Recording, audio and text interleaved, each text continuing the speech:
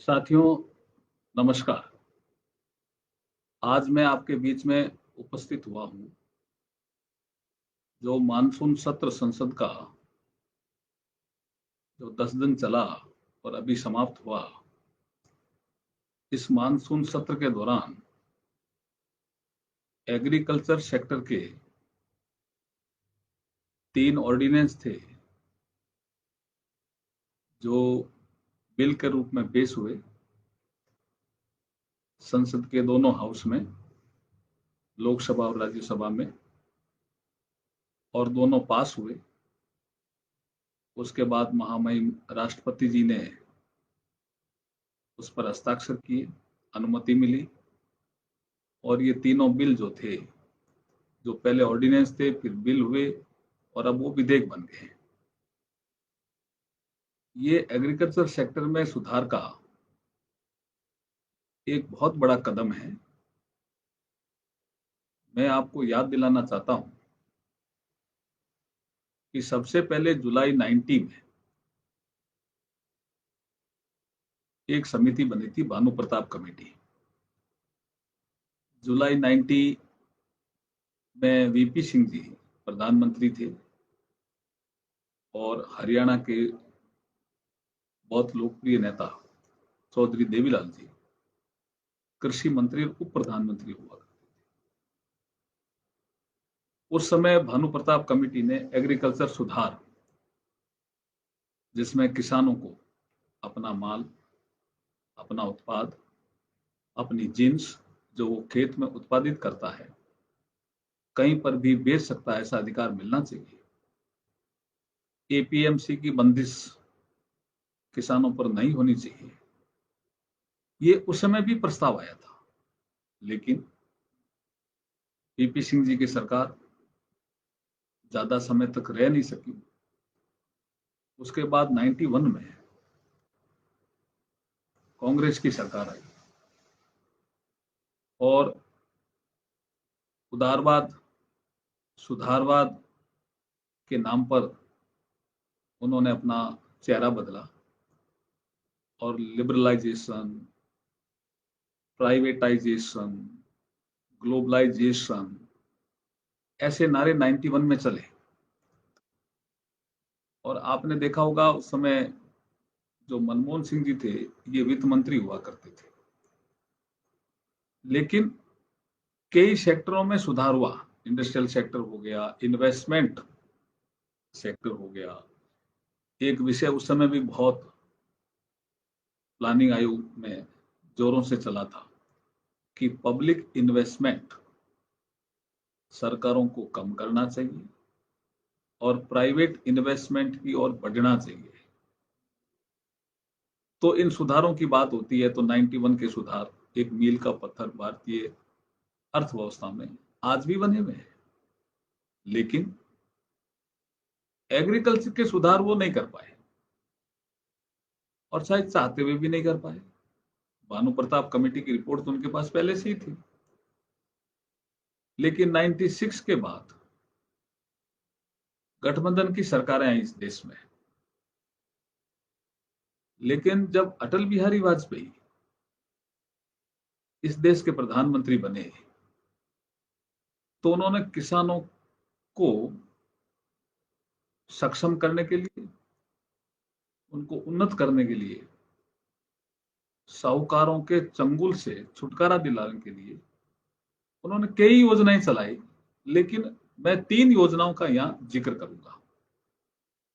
अटल बिहारी वाजपेयी से पहले, वाजपेयी जी से पहले कांग्रेस का शासन लंबे अरसों तक रहा है, लंबे अवधि तक रहा है। लेकिन किसान क्रेडिट कार्ड जैसी योजना वो नहीं ला सके। ये भारतीय जनता पार्टी के नेतृत्व में, एनडीए के नेतृत्व में चलने वाली अटल बिहारी वाजपेयी जी की सरकार थी, जो किसानों के लिए किसान क्रेडिट कार्ड लेके आई। आज वो योजना कितनी सफल है हम सब जानते हैं। किसानों के अगर आर्थिक तंत्र में अगर सुधार हुआ है, सामाजिक समरसता की ओर किसान बढ़ा है, सामाजिक प्रतिष्ठा अगर किसान की बढ़ी है, तो उसमें किसान क्रेडिट कार्ड की बहुत महत्वपूर्ण भूमिका है।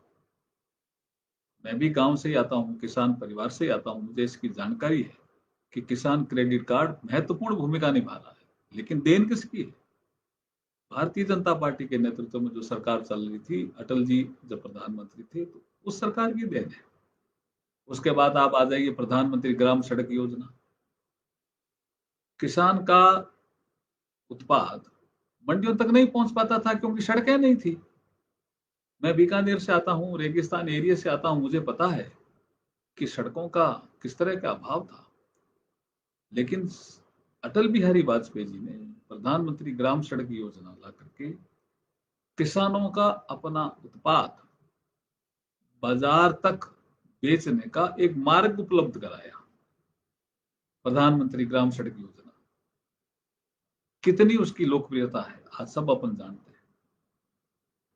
फिर फसल बीमा योजना, इसमें तेजी से सुधार किया। उसके बाद मनमोहन सिंह जी इस देश में 10 साल प्रधानमंत्री रहे। मुझे कोई बता दे, मैं बहस करने के लिए तैयार हूं, किसान क्रेडिट कार्ड में क्या सुधार किया? नहीं कर पाए। 2014 में जब प्रधानमंत्री मोदी जी आए, तो उसके बाद किसान क्रेडिट कार्ड में लगातार सुधार हो रहा है। एक दिन के लिए बैंक ब्याज लेता था किसानों से रिन्यूअल कराने के लिए। सारी रकम, अगर उसके 3 लाख का लोन है, तो एक किसान को 3 लाख रुपए पूरे लेकर के बैंक में जाना पड़ता था, उसको दिखाना पड़ता था। फिर बैंक मैनेजर ठप्पा लगाता था रिन्यूअल का। और एक दिन के लिए कभी कभी तो किसी किसान को 20-20, 25-25 हजार, 30 हजार का ब्याज देना पड़ता था, खाली एक दिन के लिए रकम इकट्ठा करने के लिए।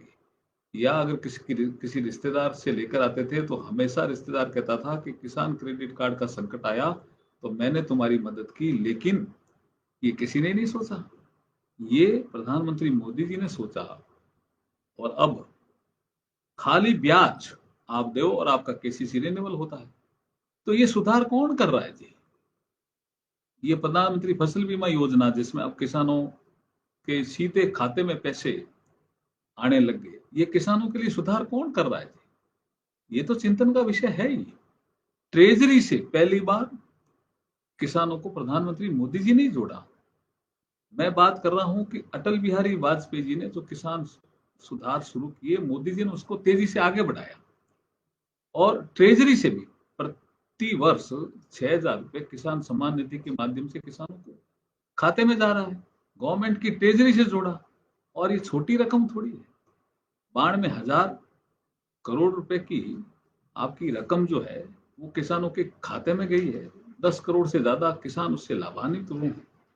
तो ये जो सुधार हैं, इस सुधारों की कड़ी में ही, चाहे सोइल हेल्थ कार्ड का विषय हो, पर ड्रॉप मोर क्रॉप का विषय हो, इरिगेशन के प्रोजेक्ट में तेजी ला करके इरिगेशन का रकबा बढ़ाने का विषय हो, ये उन सुधारों की कड़ी में ही एक विषय जो चल रहा था, जैसा मैंने जिक्र किया जुलाई 90 से ही, कि एपीएमसी के बंदिश से किसानों को मुक्त किया जाए।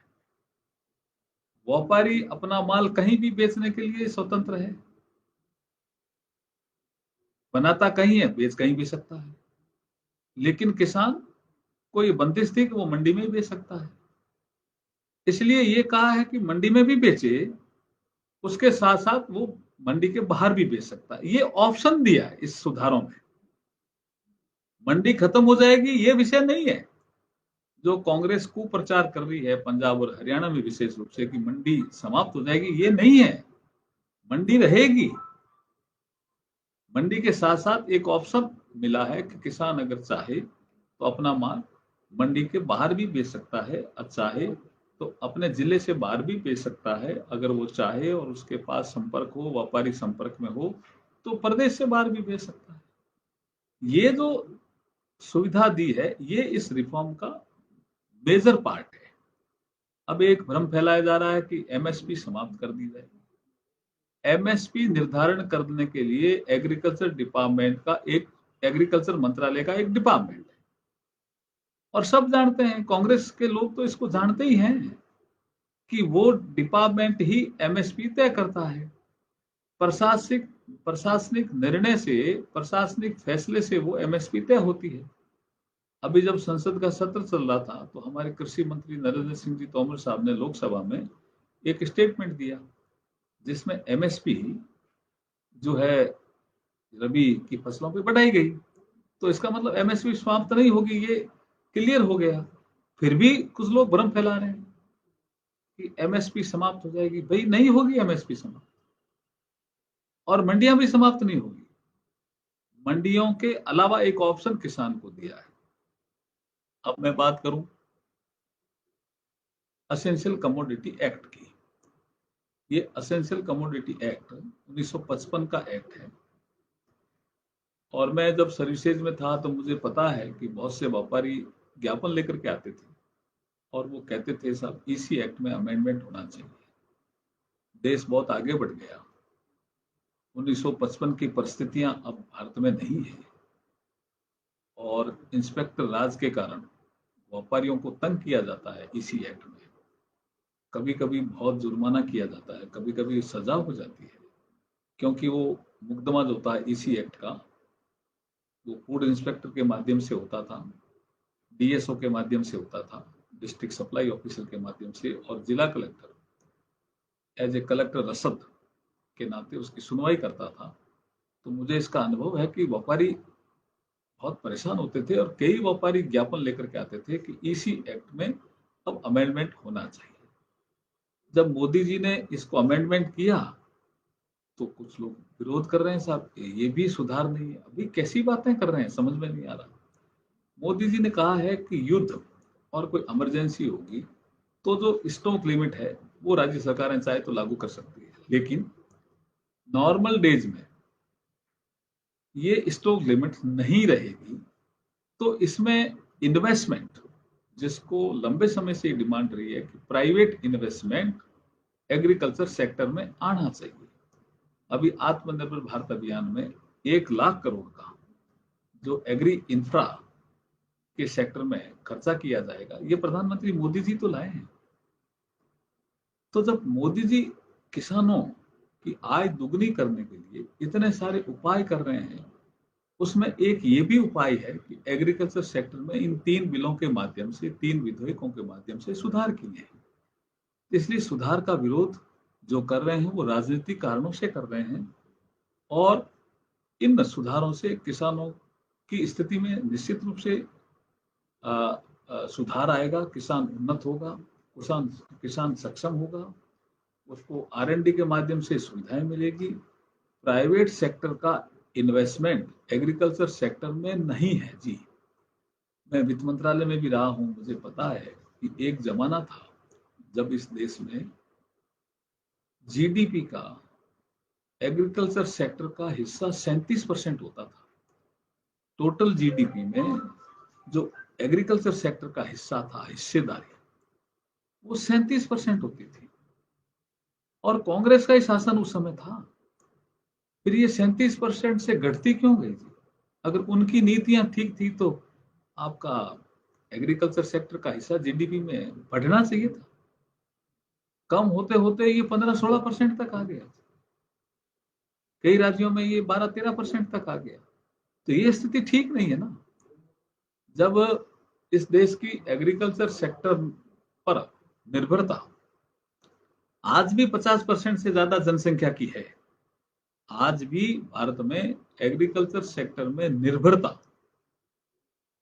50% से ज्यादा आज भी है, और जीडीपी में एग्रीकल्चर सेक्टर का हिस्सेदारी अब 15-16% हो, तो ये ठीक स्थिति नहीं है। इसी को ठीक करने के लिए एग्रीकल्चर सेक्टर में सुधारों की डिमांड लंबे समय से चलती आ रही थी, और इसलिए प्रधानमंत्री मोदी जी ने ये 3 विधेयकों के माध्यम से सुधार किया है। पहला विधेयक बाजार से संबंधित है। उसमें ऑप्शन किसान को दिया है कि मंडी के अतिरिक्त भी, मंडी में भी बेच सकता है, मंडी के अलावा भी माल हो बाहर, अपना जिन्स, अपना उत्पाद बाहर बेच सकता है, एक ऑप्शन है।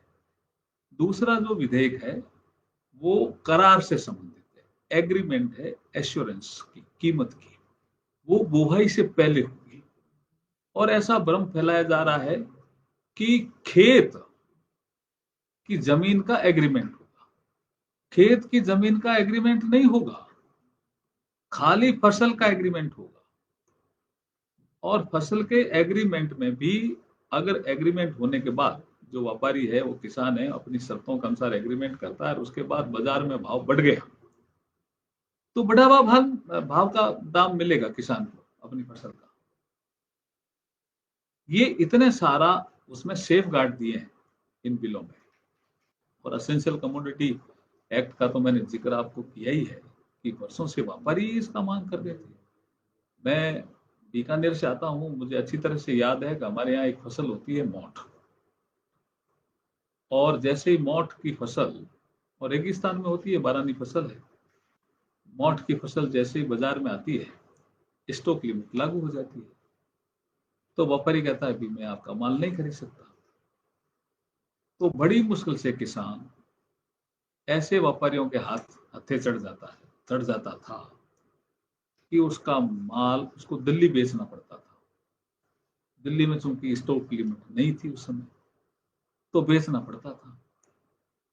तो मोठ हमारा दिल्ली आता था बिकने के लिए, बीकानेर में नहीं लेते थे व्यापारी, क्योंकि हमारी स्टॉक लिमिट लग गई, भाई हमारी से ज्यादा हम ले नहीं ले सकते। और मोठ का उपयोग दिल्ली में नहीं होता था। तो क्या होता था कि वापिस वो मोठ फिर दाल मिलें, बीकानेर की जो दाल मिलें हैं उनमें बिकने के लिए दिल्ली से आता था। पहले किसानों का मोठ बिकने के लिए दिल्ली जाता था, फिर वो दाल मिलों में रॉ मटेरियल के रूप में वापस दिल्ली से दाल मिल, बीकानेर की दाल मिलों में आता था। और जब मोठ की दाल बन जाती थी तो वो भुजियों में काम आती थी। तो आप देखिए कितना बड़ा सुधार हुआ है कि अब वो जो किसान का मोठ है वो बीकानेर में ही बिक जाएगा, बीकानेर की दाल मिलों में ही बिक जाएगा और वो भुजियों में काम आ जाएगा। तो किसान की इनकम बढ़ेगी कि नहीं बढ़ेगी, भाई ये चिंतन करने का विषय है। इसमें एकदम सीधा साधा उदाहरण दे रहा हूं मैं। और मुझे याद भी है बहुत से ऐसे व्यापारी जिनकी मोठ से स्टॉक लिमिट से ज्यादा जिन्होंने मोठ रखा, उनके खिलाफ कार्रवाइयां हुई, इसी एक्ट में मुकदमे झेले उन्होंने। उन्होंने मुझे भी उस समय ज्ञापन दिया था कि स्टॉक लिमिट नहीं होनी चाहिए मोठ के मामले में। तो अब मोदी जी ने जब समाप्त की स्टॉक लिमिट, इसी एक्ट को अमेंडमेंट करके संसद में कानून बना करके, तो इसका विरोध क्यों हो रहा है?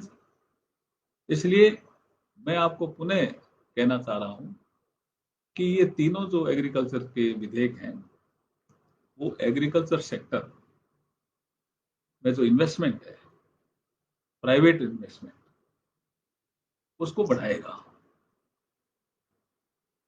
वेयर हाउस की जो एक सिस्टम है उसको बढ़ाएगा, कोल्ड चेन का जो सिस्टम है उसको बढ़ाएगा, स्टोरेज की क्षमता बढ़ाएगा। तो किसान स्टोर कर भी पाएगा, स्टोर करने के लिए उसको जगह मिलेगी। जब उसको लगता है कि माल अभी मुझे नहीं बेचना, तो ये सब ऑप्शन किसान को मिलेंगे। तो इससे किसान की इनकम निश्चित रूप से डबल होगी। और किसान जब सक्षम होगा तभी हमारी जो आर्थिक स्थिति है देश की उसमें सुधार आएगा। जो हमारा जीडीपी में एग्रीकल्चर सेक्टर की जो हिस्सेदारी घट गई थी, वापस उसमें सुधार आएगा, इंप्रूव होगा। और जो इरिगेशन में जो रकबा नहीं बढ़ रहा था, और प्राइवेट जब इन्वेस्टमेंट आएगा कई सेक्टर में, R&D से लेकर के, एग्रीकल्चर से लेकर के, ड्रिप इरिगेशन से लेकर के, तो निश्चित रूप से एग्रीकल्चर सेक्टर बढ़ेगा तो किसान आगे बढ़ेगा। एग्रीकल्चर सेक्टर में सुधार होगा तो किसान की आर्थिक स्थिति में सुधार होगा, किसान की सामाजिक स्थिति में सुधार होगा, सामाजिक प्रतिष्ठा उसकी बढ़ेगी आर्थिक तंत्र सुधरने से। तो ये सब किसानों की इनकम बढ़ाने से संबंधित सारे विधेयक हैं, किसानों की खुशहाली से संबंधित सारे विधेयक हैं। मैं पुनः आपसे अनुरोध कर रहा हूं कि कांग्रेस के दुष्प्रचार में मत आइए। ये कांग्रेस की मैनिफेस्टो में भी था। 2006 से लेकर के कांग्रेस के लोग प्रचार प्रसार कर रहे थे कि एपीएमसी का सिस्टम समाप्त होना चाहिए। मुझे अचंभा होता है कि केरल के कुछ एमपी इसका विरोध कर रहे हैं, कांग्रेस के। मैंने जब उनसे पूछा कि आपके यहाँ एपीएमसी है क्या, तो उनके यहाँ तो एपीएमसी ही नहीं है, फिर भी विरोध कर रहे हैं। इसका मतलब विरोध राजनीतिक है, ये अपने को समझना पड़ेगा। मैंने जैसे ही कहा, जुलाई 90 भानु प्रताप कमेटी से एग्रीकल्चर सुधार की बातें चल रही है। 2006 में हमारा तो शासन था नहीं, कांग्रेस का शासन था, यूपीए फर्स्ट। उस समय स्वामीनाथन आयोग बना था, उस समय भी ऐसी सुधारों की मांग की गई थी, एमएसपी बढ़ाने की मांग गई थी। किसने बढ़ाया? मोदी जी नहीं बढ़ाया ना। जब मोदी जी एमएसपी 1.5 गुना बढ़ा सकते हैं, Modi ji soil health card की योजना ला रहे हैं, मोदी जी किसानों को सरकारी ट्रेजरी से जोड़ रहे हैं, प्रधानमंत्री फसल बीमा योजना बहुत अच्छी ला रहे हैं, किसान क्रेडिट कार्ड में सुधार करके उनका दायरा बढ़ा रहे हैं, तो किसानों को नुकसान मोदी जी क्यों करेंगे? ये विषय का चिंतन करने की जरूरत है कि कांग्रेस राजनीतिक कारणों से इन तीनों विधेयकों का विरोध कर रही है। किसान भाइयों से भी मैं अनुरोध करूंगा, व्यापारी भाइयों से भी मैं अनुरोध करूंगा कि वो किसी भ्रम में नहीं आए। किसी की भी कोई तकलीफ है तो ये सरकार संवाद करने के लिए तैयार है, सुनने के लिए तैयार है। कोई ऐसा लगता है कि ये बहुत आवश्यक है तो उसके रूल्स भी बनेंगे, अलग अलग राज्य अपना रूल्स बनाएंगे।